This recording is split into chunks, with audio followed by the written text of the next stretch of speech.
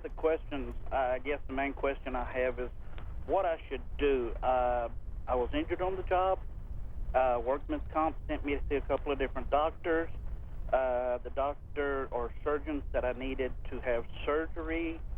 At that point in time, Workman's Comp no longer, after they reviewed it themselves, they no longer wanted to cover me or pay me or anything else, and this has been since like March of this year, and I've been off work, not received anything as far as compensation since then.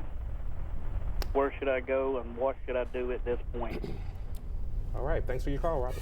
Okay, it sounds to me like Robert's, the carrier, when they found out that he was going to need something as significant as surgery and that his injury was, sounds like it's pretty severe and he's unable to work, sounds like the carrier determined that his injury at that point was not compensable, was not a work comp claim for whatever reason. Maybe they're saying that he had a pre-existing condition that's unrelated to the work-related injury or something like that. So the only way to make them accept the claim as compensable is probably get a lawyer, and you may have to actually go through a compensability hearing. Now, what if somebody like Robert aggravates a pre-existing injury while they're on the job? Is that something that's compensable under workers' comp laws? It absolutely is. It absolutely is. If you have a pre-existing condition, you see all the time individuals, especially if have a long history of labor or something, you have degenerative problems in your body. You have degeneration of your, wear and tear in your back and neck.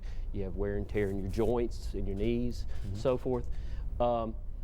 Just because you have those conditions there, you may or may not be having any problems at that point in time. But then you have a trauma, then you have an accident on the job, and suddenly those problems that were not symptomatic for pain before suddenly become painful.